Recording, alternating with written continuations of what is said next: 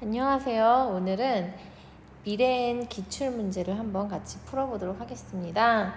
네, 2020학년도 1학기 1차 지필평가 문항지입니다. 안산 성안고등학교 1차 지필평가 문제지가 되겠습니다. 자, 오답률이 높은 문항만 같이 살펴볼 건데요. 1번 윗글에 대한 설명으로 적절하지 않은 것은 한번 찾아볼게요.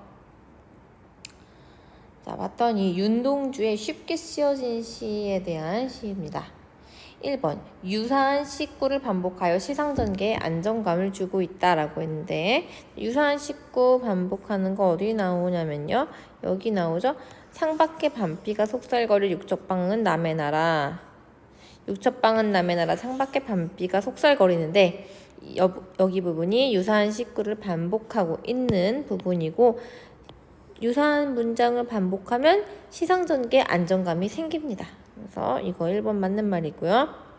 2번 외부 상황의 변화를 계기로 화자가 의지적으로 바뀌고 있다라고 했는데, 외부 상황이 지금 변화하지 않고 있어요. 외부 상황이 지금 뭐냐면요, 창밖에 밤비가 속살거리고 있는, 밤이고 비가 내리는 그런 배경이죠. 일제강점기라는 배경이에요. 그게 외부 외부 상황이고요. 외부 상황이 전혀 변하고 있지 않아요. 화자가 아침을 기다리고 있다고 했지, 아침이 왔다고 하지 않았어요. 외부 상황이 변화한 적이 없지요. 네, 그래서 이것 때문에 화자가 의지적으로 바뀌지도 않았겠죠. 그래서 정답 2번이겠네요. 3번 시간적 공간적 배경이 어두운 시대 상황을 암시하고 있다. 네, 밤비가 속살거리는, 창밖에 밤비가 속살거린다는 건 시간적으로 밤이고, 공간적으로는 어디예요? 육첩방이라 그랬죠. 육첩방은 일본의 다다미 방이기 때문에 일본이라는 공간적 배경을 드러내줍니다. 그래서 어두운 시대 상황을 암시하고 있는 거 맞죠? 밝음과 어둠의 대비를 통해 화자의 의지가 드러나고 있다라고 했는데요. 그 부분 여기에 나오고 있죠.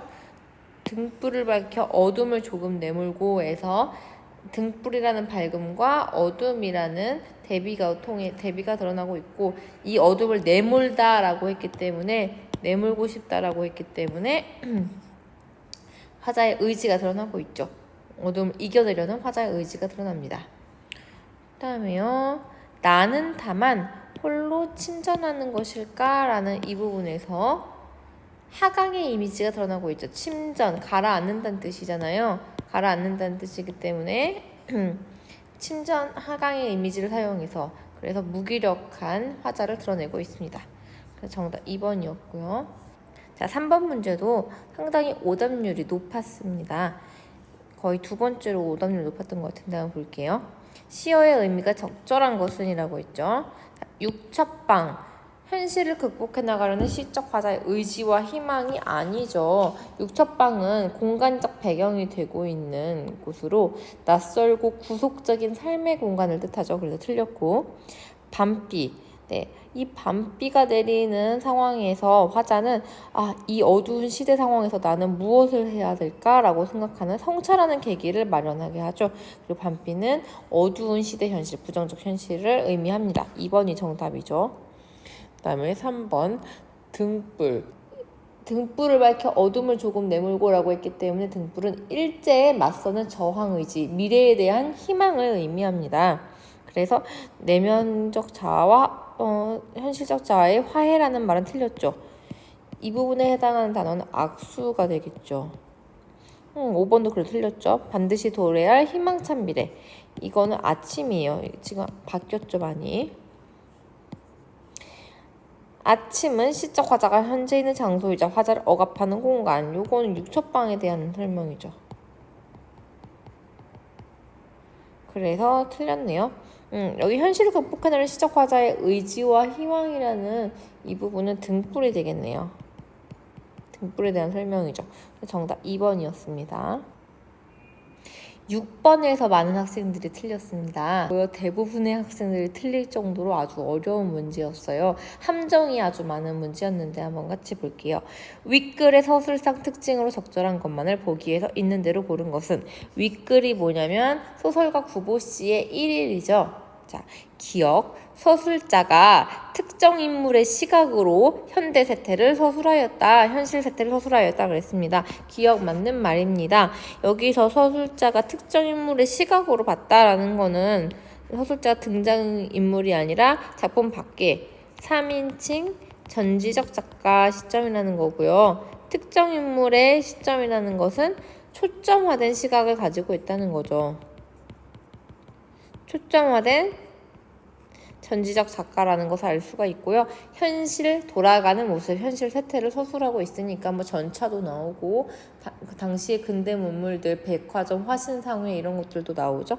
그래서 기억 맞는 말이었고요. 니은 첫 어조를 소제목처럼 처리하여 중요한 부분을 강조하였다. 자, 보시면요. 전차 안에서 여자는 이런 식으로 첫 어조를 소제목처럼 처리한 것은 맞아요. 하지만 여기서 전차 안에서는 여자는 중요한 부분이 아니라 전차 안에서 구보는 우선 제자리를 찾지 못한다라고 첫 번째 문장의 첫 어조를 그저 따왔을 뿐입니다.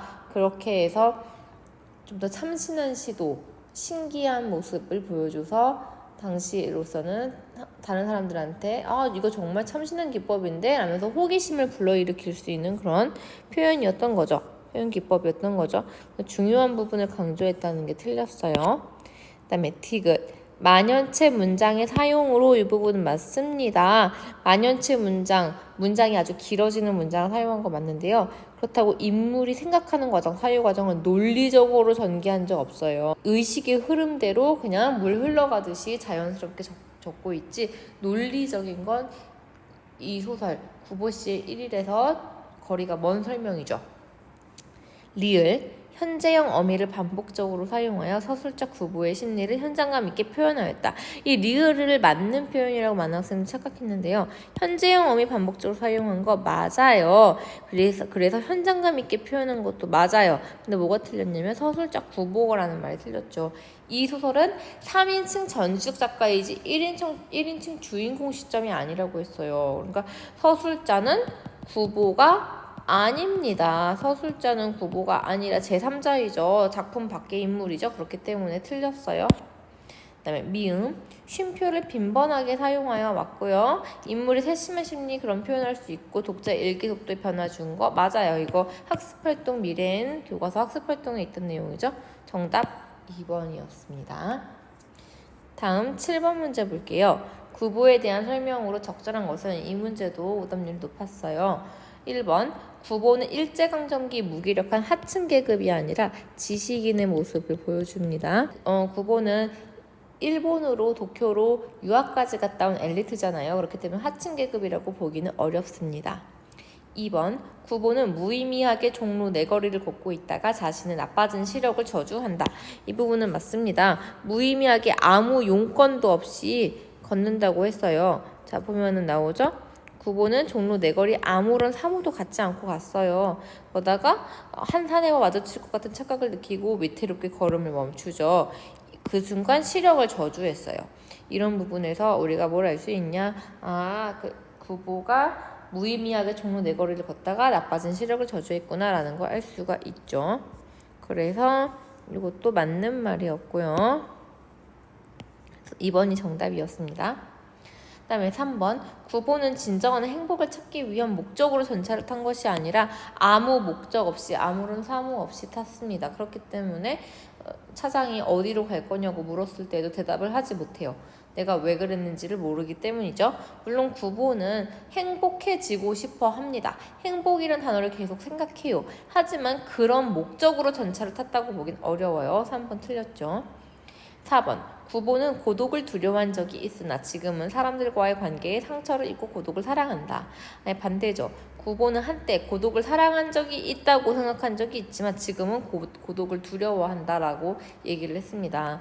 네, 교회를 그래서 예전에 좋아했었는데 요즘에는 고독이 좀 무섭다는 얘기를 합니다. 어디 부분에 나오냐면요.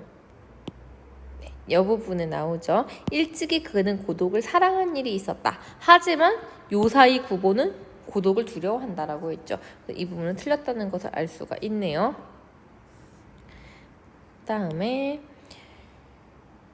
그래서 4번 틀렸고 5번 구보는 화신상회에서 아이와 함께 있는 젊은 내외를 발견하고 자신과 다르게 행복한 모습을 한 것을 증오한 적은 없었어요. 부러워해서 혼자 업신여겨보다가 축복하긴 했지만 증오한 적은 없었어요. 그건 너무 비약적인 설명이죠. 정답은 2번이겠습니다. 9번 볼게요.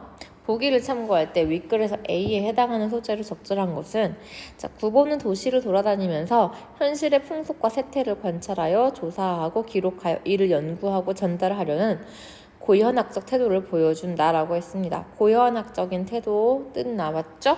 네. 풍속과 세태를 관찰하여 조사하여 기록하여 이를 연구하고 전달하는 것이 고현학이에요. 근데 구보의 이러한 태도를 보여주는 것이 두 가지가 있어요. 일단 구보의 태도를 상징적으로 보여주는 것이니까 구보가 항상 늘 차고 다니고 갖고 다니는 그런 소품들이 구보의 성격을 상징하는 게 되겠죠. 그래서 구보는 한 손에 단장과 또 한 손에 공책을 항상 들고 있습니다. 여기서 단장은 구보가 산책을 다니고 배회하면서 계속 돌아다니는 관찰자라는 걸 보여주고요. 한 손에 공책을 들고 있다는 것은 그가 기록하는 사람, 메모하는 사람, 작가라는 신분을 보여줍니다. 그래서 여기서 구보의 태도 중에서 태도를 보여주는 소재 중에서 이 두 가지가 있었는데 아까 얘기했죠? 뭐랑 뭐? 단장은 짧은 지팡이란 뜻이에요. 짧은 지팡이니까 돌아다니는 사람이구나 라는 걸 알 수 있고, 그리고 공책 이 두 가지가 구보의 태도를 보여주는데, 그런데 한 곳에 머물러 있지 않고 떠도는 그런 성격을 보여주는 것은 단장이죠. 많은 학생들이 전차를 잘못 골랐는데, 전차는 물론 돌아다니는 소재이긴 하지만 구보가 항상 늘 지니고 다니는 물건은 단장이기 때문에 구보의 고현학적인 성격을 보여주는 것은 단장이 더 적절하다고 봐줘야겠죠. 그 다음에 10번 볼게요. 다음 중 보기에 특성이 나타난 것으로 적절하지 않은 것은, 자, 의식의 흐름 기법이 나타나고 있는 서술 방법을 고르라고 했습니다. 보면은요, 되게 많은 소설들이 나오는데 여기에는 소설가 구보씨 1일에는 실려있지 않은 외부 지문들도 있어요. 여러분들이 이런 외부 지문들을 어떻게 해야지 좀 더 잘 할 수 있는지 한번 좀 팁을 드리려고 해요. 여기 책에 나와 있는 팁 중에 하나인데요. 외부 지문들, 교과서에 나오는 연계 작품들은 어떻게 공부하자? 따로 공부하자 이렇게 되어 있어요. 여기 미래행 교과서 학습활동에도 보면은 이상의 날개와 오상원의 유해를 서술 방식이 비슷한 다른 작품으로 제시를 하고 있죠. 다음은 의식의 흐름 기법에 사용된 또 다른 작품의 예이다 하면서 이상의 날개, 오상원의 유해를 제공하고 있습니다. 자, 이런 것들을 봤을 때 우리가 알 수 있죠. 아, 여기에서 이렇게 문제가 나올 수 있구나. 지금 보면은 여기 문제에서 선지 2번하고 선지 3번은 이상의 날개를 다루고 있어요. 1번 같은 경우에는 오상원의 유해에 대한 설명이죠. 그리고 선지 5번은 같은 작가인 박태원의 천변풍경이라는 작품이에요. EBS에서 천변풍경하고 소설가 구보씨 1위를 연계해서 올려놨었죠. 그래서 지금 EBS 작품이 연계된 작품이 같이 선지로 실려 있다는 것을 확인할 수가 있습니다. 이처럼 외부 작품이 뭐가 나올지를 이제 여러분들이 추측을 할 때 이렇게 학습활동에서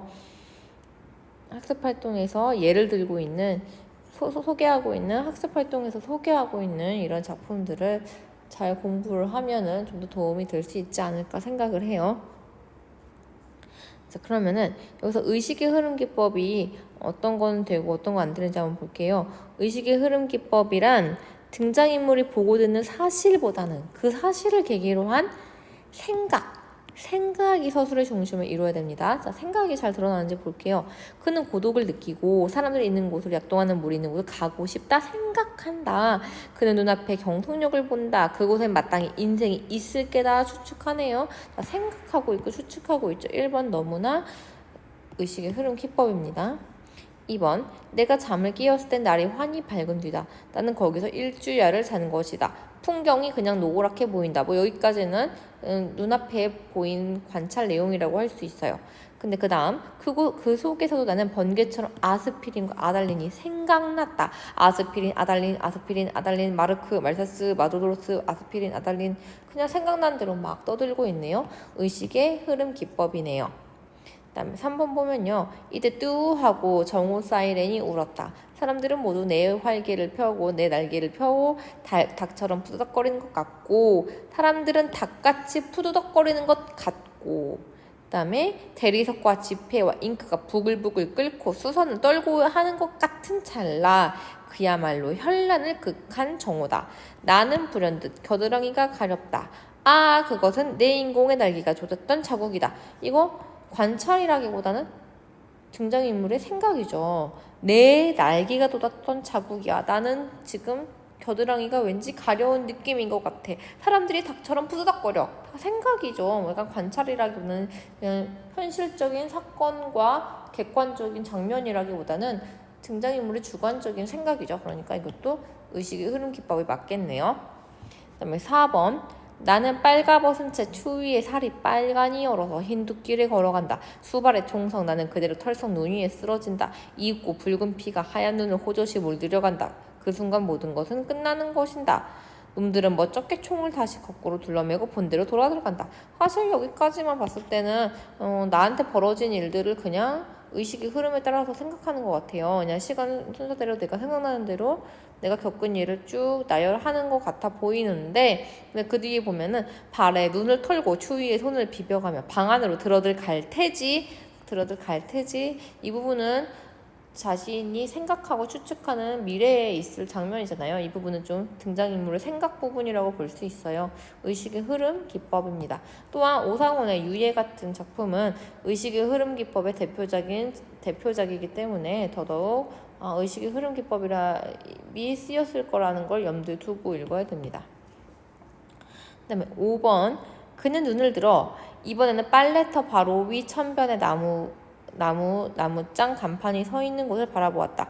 눈을 들어 바라보았다. 관찰 내용이죠. 네, 생각은 아니고 관찰한 내용이에요. 그곳에는 이미 윷을 놀지 않는 젊은이들이 철망친 그 앞에 앉아서들 잡담을 하고 더러는 몸들을 유난스러이 전후좌우로 놀려가며 그것은 또 무슨 장난인지 서로 주먹을 들어 때리는 신용을 한다. 결국 바라본 게 그 젊은이들이 서로 때리는 신용을 하며 장난치고 놀고 있는 장면이다라는 거예요. 그러니까 5번 내용은 인물이 관찰하고 있는 내용일 뿐이지 한 장면일 뿐이지 생각하고 있는 주관적인 생각 부분이라고 보긴 좀 어렵습니다.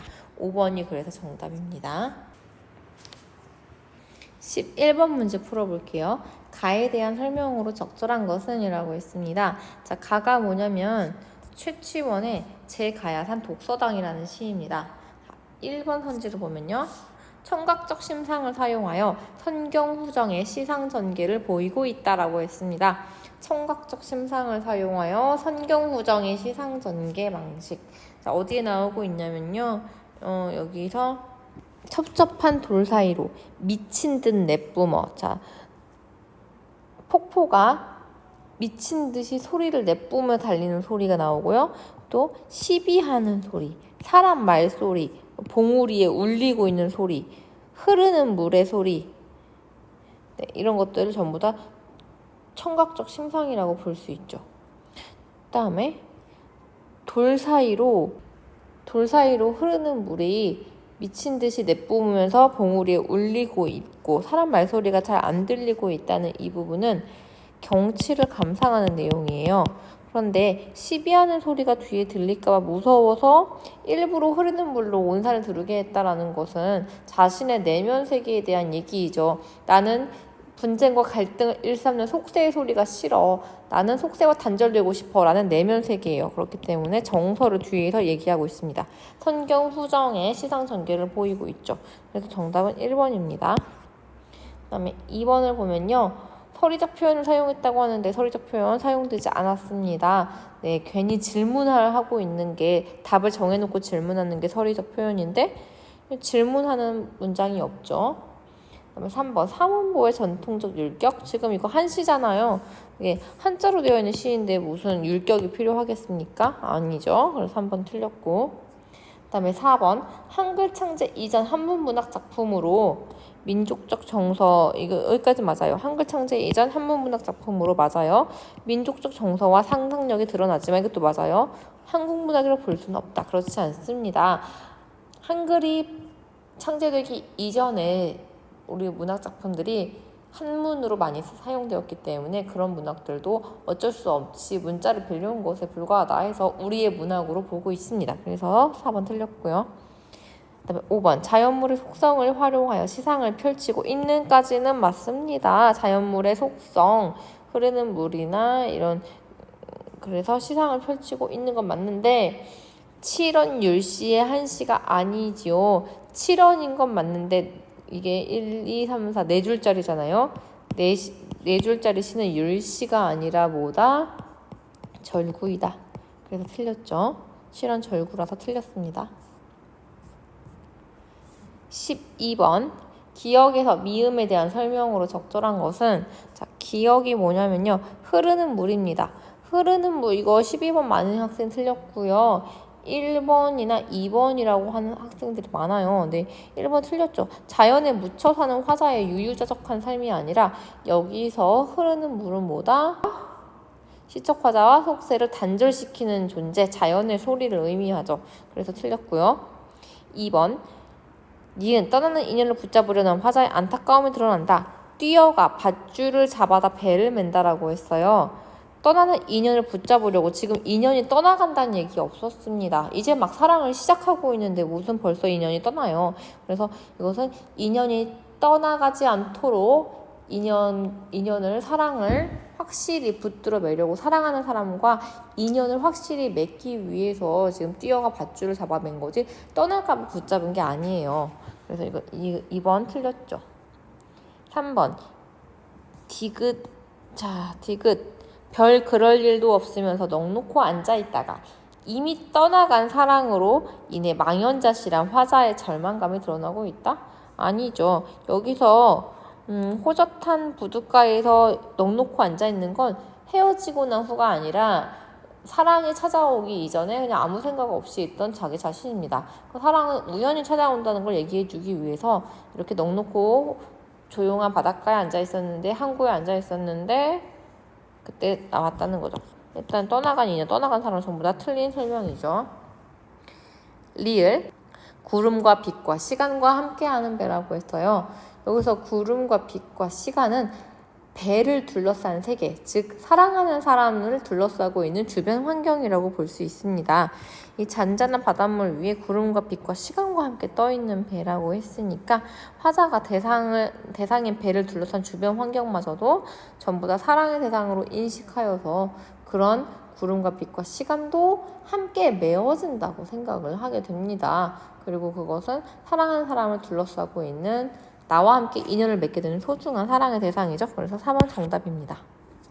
그다음에 5번 미음을 보면요, 사랑이란 그런 것을 처음 하는 것이라고 했는데, 자, 화자는 운명적인 만남과 어찌할 수 없는 이별. 운명적인 만남은 맞아요. 근데 어찌할 수 없는 이별이 틀렸죠. 그래서 정답 4번이네요. 15번 문제 풀어볼게요. 15번 많이 틀렸는데 4번을 많이 했더라고요. 볼게요. 윗글에 대한 설명을 적절하지 않은 것은 규칙적인 행 배열을 통해 균형 및 균재미를 드러내고 있다. 규칙적인 행이 배열되고 있나 한번 봤더니 1행, 3행, 3행, 3행, 지금 다 3, 3, 3으로 가고 있네요. 3, 3, 3, 3, 3, 3, 1. 그래서 1, 3, 3, 3, 3, 3, 3, 3, 3, 3, 1 이렇게 되고 있으니까 규칙적으로 행을 배열하고 있는 거 맞고 균형미랑 균재미를 드러내고 있는 것도 맞아요. 국토에 대한 애정을 드러내고 있다. 네, 국토에 대한 애정을 드러내고 있는 부분.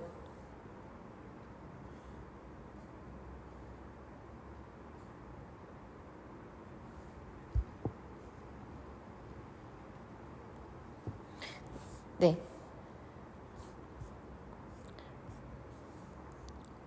2번 자연을 의인화하여 국토에 대한 애정을 드러내고 있다.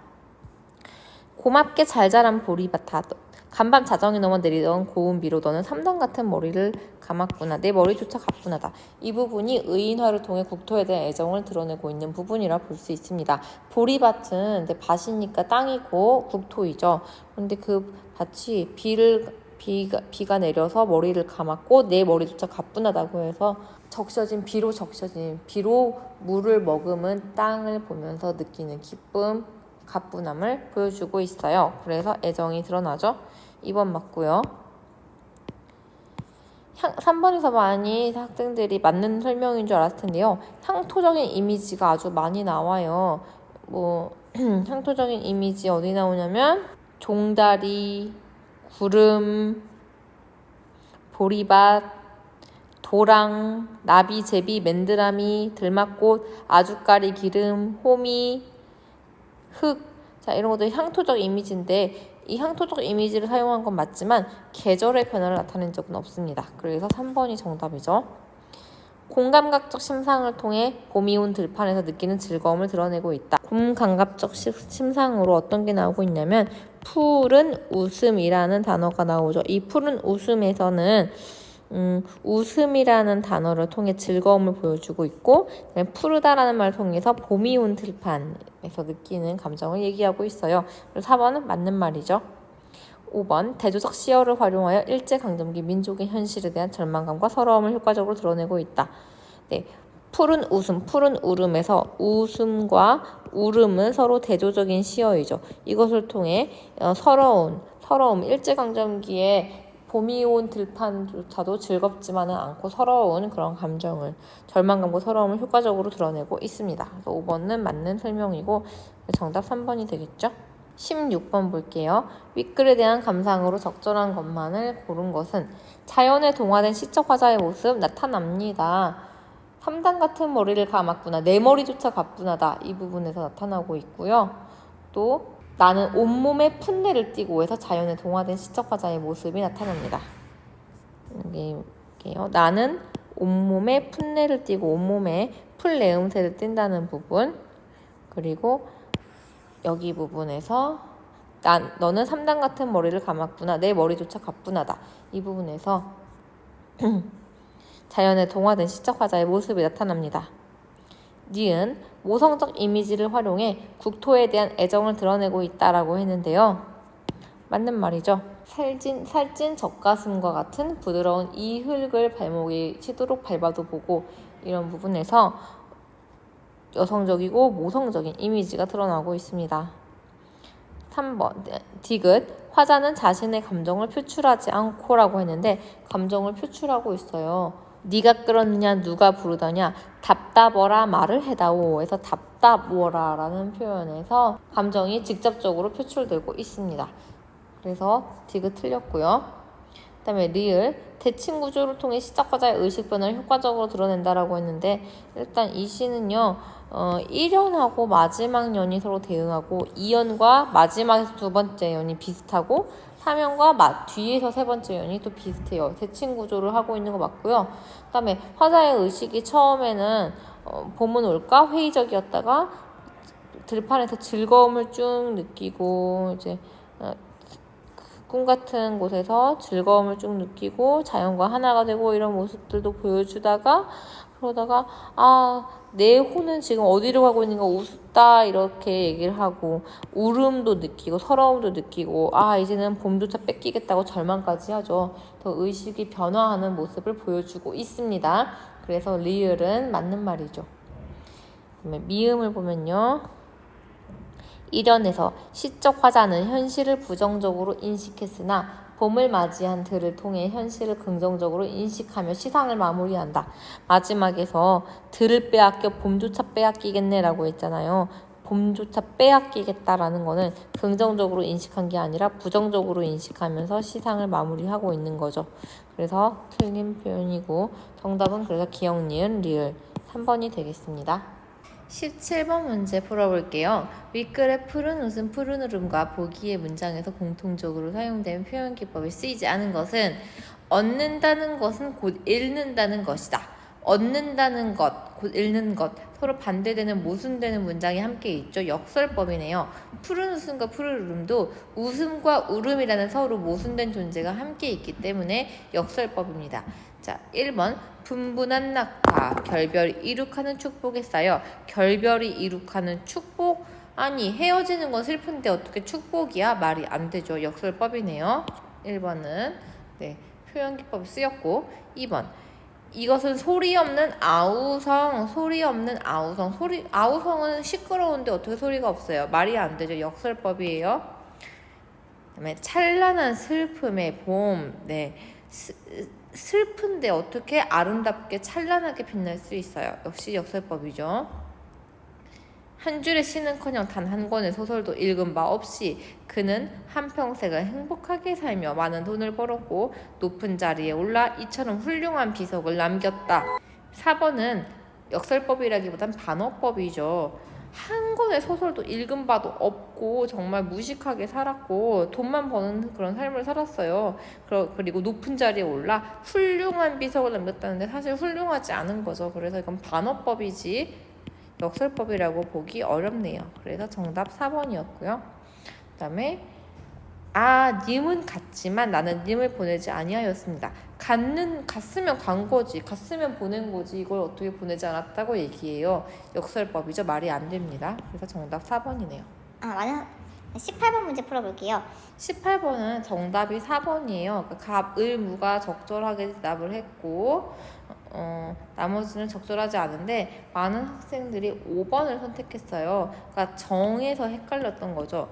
한번 같이 볼게요. 일단 갑을무는 적절하다는 거 많은 학생이 찾았을 거예요. 이생이 담 너머로 최 씨를 보고 두 사람이 편지로 서로의 마음을 확인하는 것이 첫 번째 만남 맞아요. 그리고 이 첫 번째 만남은 이생이 담 너머로 엿보다라는 이생규 장전이라는 제목이 의미를 포함하는 것도 맞죠. 하지만 당대의 봉건적인 사회제도, 당대의 봉건적인 사회제도가 뭐였냐면 부모님이 정해주는 상대방과만 결혼할 수 있다라는 그런 봉건적 사회제도였죠. 그래서 두 사람은 첫 번째 이별을 맞이하게 됩니다. 연애 결혼이 되지 않았기 때문이죠. 병은 왜 틀렸냐면요. 이생이 부모님을 적극적으로 설득한 게 아니라 최 여인이 부모님을 설득하고 최여인의 부모님이 이생의 부모님을 적극적으로 설득해서 최 씨는 혼례를 올리는 것에 성공했던 거죠. 그래서 이거 틀렸고요. 그다음에 정은 왜 틀렸는지 볼게요. 정은 이 부분 틀린 겁니다.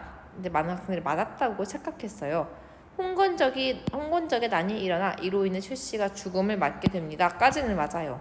두 사람은 또다시 봉건적 사회제도로 인해 두 번째 이별을 맞이하게 되는 겁니다. 봉건적 사회제도라고 볼 수 없죠. 전쟁은 현대에도 일어나고 있죠. 그래서 전쟁으로 인해 두 번째 이별을 맞이한 거지 봉건적 사회제도라고 보기 어렵습니다. 죽음을 초월해 이생과 최 씨가 다시 만나는 장면이 세 번째 만남이라고 할 수 있습니다. 맞고요. 둘의 사랑이 매우 깊었기 때문에 귀신과 사람 사이에 생과 사를 초월한 만남이 가능했습니다. 맞고요. 이생과 최 씨의 세 번째 이별은 더욱 슬픕니다. 두 사람 모두 예상치 못한 이별 아니었습니다. 이미 저승의 명부에 최 씨의 이름이 올라와 있기 때문에 그래서 최 씨가 헤어질 때 뭐라고 얘기했냐면 저승길의 운수는 피할 수가 없답니다. 그러면서 인간 세상에 오랫동안 머물면서 산 사람을 유혹시킬 수는 없답니다. 이렇게 얘기를 해요. 예상치 못한 이별이 아니라 이미 정해져 있던 운명이어서 최 씨는 알고 있었습니다. 그래서 정답은 4번이 되겠습니다. 19번 문제 풀어볼게요. 삽입시 가의 역할로 적절하지 않은 것은 1번 산문의 형식을 강화한다라고 했는데 산문의 형식을 강화하지 않죠. 시기 때문에 운문의 형식이 더 도입이 된 거죠. 1번 바로 적절하지 않은 거 알 수 있어요. 상황을 요약해서 제시하는 거 맞아요. 보면은 옥이 부서지고 꽃도 흩날리고 원앙도 짝을 잃고 이런 건 죽음을 맞고 헤어짐을 당하게 되는 두 사람의 운명을 보여주죠. 주제를 집약적으로 전달하고 있어요. 이제 한 번 이별하면 둘 사이 아득하니 하늘과 인간 사이에 소식마저 막히리라 뭐 이런 것들 피해자도 떠도는 영혼 하소연할 것 없어라 이런 거 슬픔 이별로 인한 슬픔이라는 그런 주제를 전달할 수 있습니다. 사건의 전개 방향을 암시할 수가 있죠. 둘이 이제 헤어질 것이라는 전개 방향을 암시하고요. 인물의 슬픈 정서를 효과적으로 표출합니다. 그래서 1번이 적절하지 않았고요. 21번 A에 나타나는 상황과 가장 유사한 것은 이라고 있습니다. 자, A를 봤더니 말을 마친 최 씨의 자취가 점차 희미해지더니 마침내 흔적도 없이 사라져버렸다. 이생은 그녀의 유골을 거두어 부모님 무덤 곁에 묻어주었다. 최 씨가 죽게 되고 최 씨가 정말 저승으로 사라져버리고 이생은 이제 그녀를 만날 수 없게 된 거죠. 이승과 저승의 거리감 그리고 사별로 인한 슬픔, 이것이 바로 A의 상황이라고 볼 수 있습니다. A에 나타난 상황과 가장 유사한 것은 상황이라고 했으니까 사별로 인한 상황, 그래서 슬퍼하는 상황이 나타나야겠네요. 자, 이거 여기 보면요, 지금 외부 시들이 많이 등장하고 있는데 외부 시들 나왔을 때 우리가 어떻게 좀 풀 수 있는지 한번 보면요, 보통 외부 지문은 시가 출제되는 경우가 많아요. 그래서 작품의 주제나 발상이 유사한 시들, 같은 작가의 작품으로서 연계될 만한 시들은 간추려서 따로 꼼꼼하게 공부하는 것이 좋습니다. 그래서 다음 표를 참고한다면 어떤 시가 외부 지문으로 출제될지 예상하는 데 도움이 될 거예요. 암울한 일제강점기와 관련된 소설이나 시를 배웠다면 이런 시들이 좀 연계 작품으로 나올 수 있지 않을까 하고 김동명의 파초, 김소월, 김영랑, 박두진, 신석정, 심훈, 유치원, 윤동주, 이상화, 이육사, 조지훈, 한용운 이런 사람들의 시들을 생각을 해볼 수 있겠죠. 또 고향에 대한 그리움과 관련된 시나 소설을 배웠으면 이런 시들을 우리가 연계 시들로 예상하고 공부를 해볼 수 있을 겁니다. 그래서 자신이 배웠던 문학작품과 관련되어 있는 그런 시들을 여러분들이 현대시 자습서에서 찾아서 공부를 따로 해보면 모의고사를 준비하고 수능을 대비하는 데에도 도움이 되고 내신도 든든하게 준비를 할 수가 있을 것이라고 생각합니다. 그래서 여기 지금 보면은 가장 유사한 상황으로 나왔던 시로 21번 선택지 5번에 딱 김소월의 초혼이 있었죠. 그래서 우리가 김소월의 초혼을 답으로 찾을 수 있습니다. 보면 산산이 부서진 이름이여, 허공 중에 헤어진 이름이여, 불러도 주인 없는 이름이여, 부르다가 내가 죽을 이름이여 라고 했잖아요. 부서진 이름이고 허공 중에 헤어진 이름이니까, 그러니까 죽은 사람의 이름이겠구나, 이런 것들을 우리가 상상할 수 있어요. 그리고 부르다가 내가 죽을 것이다, 그리고 주인이 없는 이름이다, 이런 데서 죽은 사람을 그리워하고 내가 절규하고 있다는 것을 알 수 있죠. 정답 5번이네요. 3번을 많이 헷갈려 했었을 텐데요. 3번은 사별의 상황이라기보다는 그저 님이 나를 싫어해서 떠나는 상황이기 때문에, 님이 나가 역겨워서 떠나는 상황이기 때문에 일반적인 그 사별로 인한 이별을 하고 있는 최 씨와 이생의 상황과는 조금 다르다고 봐야 되겠습니다. 24번 윗글의 표현상의 특징으로 적절하지 않은 것은 한번 볼게요. 윤선도의 어부사시사는 어부사시사이기 때문에 춘사, 하사, 추사, 동사, 봄, 여름, 가을, 겨울의 계절의 흐름에 따라 시상이 전개되고 있는 거 맞죠? 대구법과 음보율을 통해 운율감을 형성하고 있다라고 했는데, 앞개에 안개 걷고 뒷매에 해 비친다, 이런 부분이 대구법이라고 볼 수 있습니다. 그리고 음보율은 시조이기 때문에, 평시조이기 때문에 사음보를 가지고 있죠.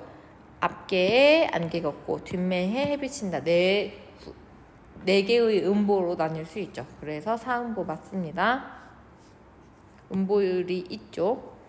3번 직유법을 통해 대상의 속성을 우회적으로 드러내고 있다라고 했는데, 여기에서 지금 비유법이 사용된 것은 만경유리 정도라고 볼 수 있는데, 만경유리도 유리 같은 바다란 뜻이지만 유리라고 그냥 모모 같은, 모모와 모모처럼 이런 표현이 아니기 때문에 직유법은 없어요. 직유법은 모모 같은, 모모처럼 과 같은 조사가 있어야 되는데 그런 조사가 없죠. 그리고 대상의 속성을 우회적으로 돌려서 얘기하고 있는 모습도 없습니다. 정답 3번이죠. 만경유리는 은유법이에요. 만경유리에서 비유법이 사용되고 있지만 직유법이 아니라 은유법이었습니다. 청각적 이미지를 활용하여 대상을 감각적으로 표현하고 있다는 찌그덩 어여차라는 소리인 지국총 어사와 이 부분이에요. 청각적 이미지를 활용하고 있죠. 찌그덩 소리를 흉내내고 있으니까. 그래서 대상, 노젓는 소리를 감각적으로 귀에 들리듯이 표현하고 있어요. 맞아요. 5번 자연물을 의인화하여 대상에 대한 화자의 인식을 드러내고 있다. 무심한 백구는 내 좇는가 제 좇는가 라는 부분에서 우리가 의인화를 볼 수 있습니다. 백구가 하얀 갈매기가 나를 쫓아오는 것 같아요. 그리고 욕심이 없대요. 자연물을 사람처럼 욕심 없다고 표현하고 있죠. 그리고 그 대상과 하나가 되고 싶어하는 화자의 인식, 생각을 드러내고 있습니다. 그래서 5번은 맞는 말이었습니다. 26번 보기를 바탕으로 이 작품을 감상할 때 적절하지 않은 것은, 자, 이 문제는 2번과 4번을 많은 학생들이 헷갈려하면서 적절하지 않다고 꼽았더라고요. 적절한 설명인데 한번 같이 볼게요. 일반적인 시조에 여음구를 배치해 어부 생활의 즐거움을 드러냈군 이라고 했는데, 어부 생활의 즐거움을 찌그덩 어여차, 지국총 어사와 이 부분에서 노를 힘차게 젓는 어부의 즐거운 흥취가 느껴지죠. 그래서 여음구로 즐거움 얘기 잘 하고 있고요. 2번 시조의 기본적인 형식을 지키면서도 여음구를 사용하여 형식적인 변화를 추구하고 있군. 자, 보면은요. 초장, 중장, 종장으로 원래 시조의 형식을, 평시조의 형식을 가지고 있어요. 그런데 그 사이에 닫들어라 지국총 어사와 라고 해서 두 번째 줄과 네 번째 줄에 삽입되어 있는 여음구로 형식의 변화를 추구하고 있는 거죠. 시조의 기본적인 형식이에요. 노란색 줄만 봤을 때는 평시조의 기본적인 형식 3장 6부 45자 내외의 형식을 지키고 있어요. 그런데 여음구가 들어감으로써, 이렇게 여음구가 들어감으로써 형식적인 변화가 추구가 된 거 맞죠? 그래서 2번도 적절하고요. 그다음에 3번 어부의 사계절을 소재로 하여 자연의 본성에서 얻은 삶의 교훈을 연시조를 통해 나열하고 있군. 어부의 사계절을 소재로 하고 있습니다. 춘사, 하사, 추사, 동사로 이어지고 있기 때문에 어부의 사계절 맞아요. 자, 그런데 자연의 본성에서 얻은 삶의 교훈 이런 거 없습니다. 삶의 교훈을 얘기하고 싶었던 게 아니라 그냥 나 자연 속에서 한가롭게 너무 재밌게 살고 있어, 이런 어부의 흥겨운 모습을 보여주는 거지 자연에서 어떤 깨달음을 얻거나 뭔가 배우려고 노력하는 그런 모습은 없죠. 그래서 3번이 적절하지 않습니다. 4번 중장과 종장 사이에 여음구를 사용하고 있는 거 맞아요. 그렇게 해서 시상전개에 사실감을 부여했다고 했는데 찌그덩 어여차라고 하는 것이 이렇게 실 때 노젓는 소리와 같은 사실감을 또 부여하기도 하고요. 그리고 배를 띄우고 닻을 들고 또 노를 젓고 닻을 내리고 뭐 배를 메고 이런 것들은 출항에서 정박까지의 시상의 흐름을 좀 사실적으로 다 보여주고 있죠. 그래서 이것도 맞습니다. 27번 윗글의 화자가 자연을 대하는 태도와 가장 유사한 것은? 이라고 했습니다. 어부사시사에서 화자가 자연을 대하는 태도는 어떤 태도냐면 자연을 즐기고 누리고 있는 태도예요. 자연을 즐기는 태도가 드러난 시를 찾아야겠죠. 이런 외부시를 풀려면요, 여러분들이 고전시가에서 연계될 만한 유명한 고전시가들 좀 알고 있어야 돼요. 뭐 이별에 정하는 어떤 시조들이 있고, 연모에 적은 어떤 시가 있고, 사별의 슬픔, 지조와 절개, 자연과 풍류, 학문과 즐거움 이런 거에서 어떤 게 있는지를 알아야 돼요. 여기 보면 자연과 풍류의 지금 시들이 많이 있죠. 자연과 풍류의 시들이 많이 있는데 여기 추강의 밤이 드니라고 딱 있네요. 자연을 풍류의 대상으로 보는 시조 딱 있죠. 네, 이런 식으로 여러분들이 좀 어느 정도 시조들을 배우고 알고 있어야 되는 거죠. 물론 그 자리에서 해석을 해서 알 수도 있습니다. 자, 추강의 밤이 드니 한번 해석해 볼게요. 가을강에 밤이 들었더니 물결이 차대요. 낚싯대를 들이웠더니 고기가 물지 않는데요. 그러니까 지금 화자는 어떤 상황이 있는 상황이냐면 가을밤 강가에 나가서 배를 타고 낚시질을 하고 있는 상황인 겁니다. 그럴 때 욕심 없는 달빛이 쫙 나를 비추고 그리고 나는 빈 배를 저어서 오고 있어요. 그러니까 이것은 고요한 달밤에 낚시질하고 있는, 자연을 누리고 있는 모습이죠. 어떻게 봐도. 그러니까 1번 맞는 말입니다. 1번이 가장 유사하죠. 2번, 삼동의 배운잎고 암혈에 눈비 맞아 구름 낀 변위도 쬐는 적이 없건만은 서산에 해진다 하니 눈물겨워하노라. 여기서 서산에 해가 지는 것은 임금님이 승하하셨다는 소리입니다. 임금님이 승하하신 걸 비유한 겁니다. 나는 아주 추운 겨울에도 얇은 옷만 입고, 그리고 암혈은 바위가 갈라진 틈이나 바위 사이의 자연 동굴을 말해요. 거기에서 눈비를 맞으면서 구름 낀 변위도 한 번도, 구름이 낀 아주 적은 햇살조차도 한 번도 쬐는 적이 없었는데, 자, 이 얘기가 뭐냐면 나는 햇볕을 쬐는 적이 없다라는 건 임금님의 성은을 받은 적이 없다는 겁니다. 나는 늘 가난하게 살았고 임금님 성은도 받아본 적이 없어. 그런데도 불구하고 해가 진다고 하니까, 해는 임금을 상징하죠. 임금님이 죽었다고 하시니까 눈물이 괜히 난다, 이런 시입니다. 이것은 자연이 임금님을 상징하고 있기 때문에 딱히 자연을 누린다고 볼 수 없죠. 3번, 간밤에 부던 바람에 눈설이 치단 말가. 자, 지난밤에 불던 바람이 눈보라와 찬소리를 몰아치게 했단 말인가. 낙낙장송이 아주 큰 소나무들이 다 기울어 가노매라. 다 쓰러져 가는구나.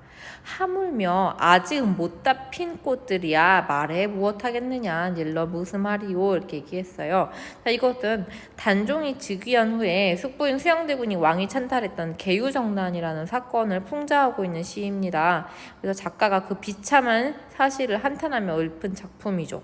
여기서 지금 자연의 대상으로 낙낙장송과 꽃이 나오고 있는데요. 여기 이렇게 낙낙장송은 아주 큰 소나무를 말해요. 근데 여러분들 알다시피 시조에서 소나무, 국화, 대나무, 매화 이런 소재들이 특히 겨울에도 계속 푸르르거나 꽃을 피우고 있는 국화나 매화 같은 이런 자연물들이 나오면 그 자연물은 절개를 뜻하는 그런 자연물입니다. 본받고자 하는 대상, 예찬의 대상, 그리고 충신들을 가리키는, 상징하는 그런 자연물이죠. 그래서 여기서 낙낙장송도 마찬가지예요. 낙낙장송이 쓰러졌다는 것은 김종서, 사육신 같이 좀 수양대군한테 살해된 아주 큰 충신들, 그리고 못다 핀 꽃들은 정의감에 불타 거사를 일으키려던 꽃처럼 젊은 인재들을 말하는 거죠.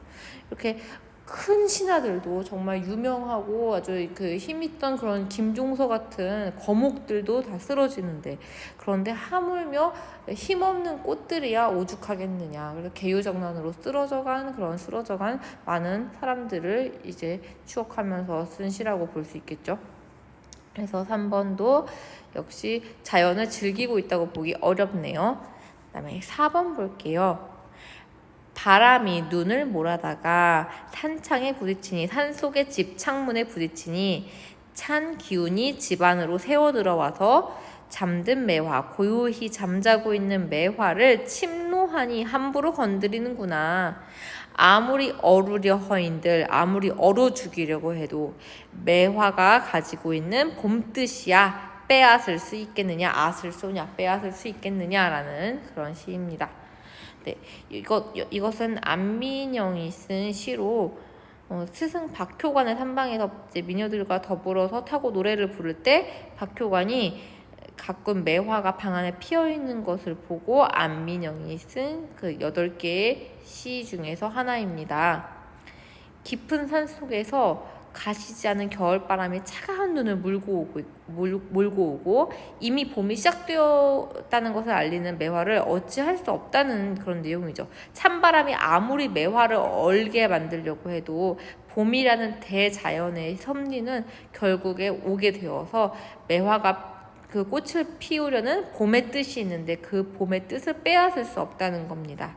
그래서 아무리 차가운 시련이 오는다 하더라도 정말 어떤 자연의 순리는 계속해서 돌아가고 있고, 그리고 매화처럼 굽히지 않는 절개도 역시 꺾이지 않는다, 이런 뜻을 내포하고 있는 시조라고 볼 수 있죠. 역시 자연을 즐긴다고 보기 어렵네요. 그 다음에 5번 천만리 머나먼 길에 고운님 여의 없고, 천리 만리나 되는 아주 멀고 먼 길에서 고운님, 내가 사랑하는 님, 여기서는 단종을 가리킵니다. 이별하고 내 마음을 둘 곳이 없어서 냇가에 앉았습니다. 슬픔을 달랠 길 없어 냇가에 혼자 이제 화자가 앉아 있는 거죠. 저 냇물도 내 마음과 같아서 울면서 밤길을 흘러가는구나. 네, 시적 화자가 지금 냇물과 자신을 동일시하고 있습니다.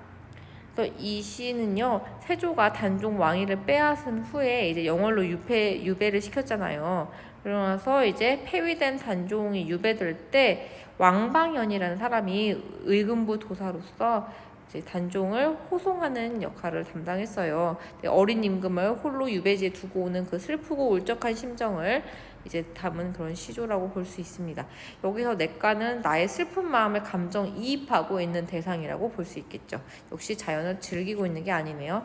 그래서 정답은 1번이라고 할 수 있었습니다. 이렇게 해서 우리가 전체 학생들이 많이 틀렸던 문제들을 함께 풀어보았고요. 여러분들 틀린 문제들을 잘 오답 노트에 정리해서 선생님께 제출하면 좋을 것 같아요. 네, 모두들 안녕.